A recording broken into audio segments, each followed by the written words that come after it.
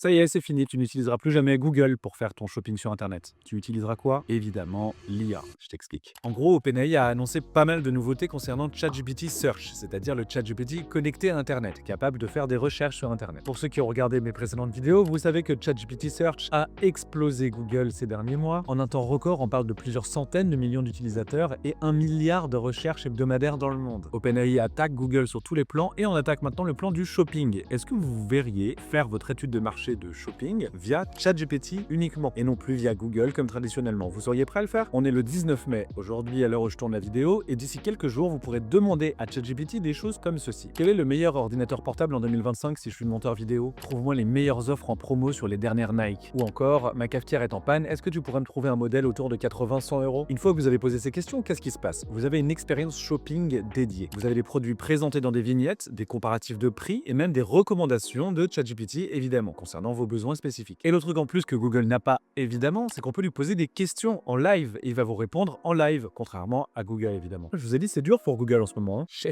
Aucune pitié. Pour l'instant, la fonctionnalité se concentre uniquement sur mode maison, beauté et électronique, mais bientôt ils vont toucher à tout. Vous imaginez trouver vos billets d'avion ou vos billets de train juste avec ChatGPT? Tiens, je voudrais partir à Rouen, prends-moi le meilleur billet et achète-le d'ailleurs au passage. J'adorerais ça. Ce serait tellement de stress en moins. Alors après, vous voyez les d'où y arriver. Vous pouvez imaginer qu'une marque, si elle paye un peu plus cher, apparaîtra plus haut, en premier dans les résultats de ChatGPT. Pour l'instant, OpenAI disent qu'il n'y aura pas de lien sponsorisé. Bon, pour l'instant, je veux bien les croire, mais c'est sûr que ça va arriver. On en reparle dans un an, dans 2 ans, si l'adoption est massive. Et de là, il y a 2 petites révolutions dont je veux vous parler qu'on peut envisager. Un, une nouvelle forme de référencement des pages web. Effectivement, si Google ne fonctionne plus comme avant et que maintenant c'est ChatGPT qui va recommander un site ou un produit, eh ben, il faut penser différemment la manière dont on va référencer notre site ou notre produit. S'il ne suffit plus de payer Google pour apparaître en premier dans le résultat, comment ça va se passer pour que ChatGPT ait tendance à parler de nous? Bref, c'est un nouveau monde pour le référencement et c'est hyper passionnant. Et de l'autre côté, il y a aussi les médias, les journaux qui testent les produits. Et ceux-là, ils sont extrêmement menacés par ChatGPT. Pourquoi, vous me direz? Eh bien, ChatGPT étant une IA, grâce à la mémoire de ce que vous lui disiez et des éléments sur lesquels vous interagissez, vous connaît par cœur. Il connaît vos besoins, vos manques et vos envies. C'est donc un assistant parfait pour vous conseiller le produit parfait. Encore plus précis qu'un site de test qui va comparer des centaines de produits. Tout ce que vous avez dit à ChatGPT lui servira à vous faire des recommandations personnalisées et pertinentes. C'est une transformation totale du shopping sur Internet qui est en train de se passer, hein. Mais moi, ça me fera des vacances parce que je suis du genre à écumer 100% des offres disponibles sur Internet et 100% des tests sur Internet avant de choisir un produit. Si je peux mettre 1 heure au lieu de 4 pour faire ça, j'aurai 3 heures en plus pour aller toucher de l'herbe et écouter les oiseaux. Et ça pour ça,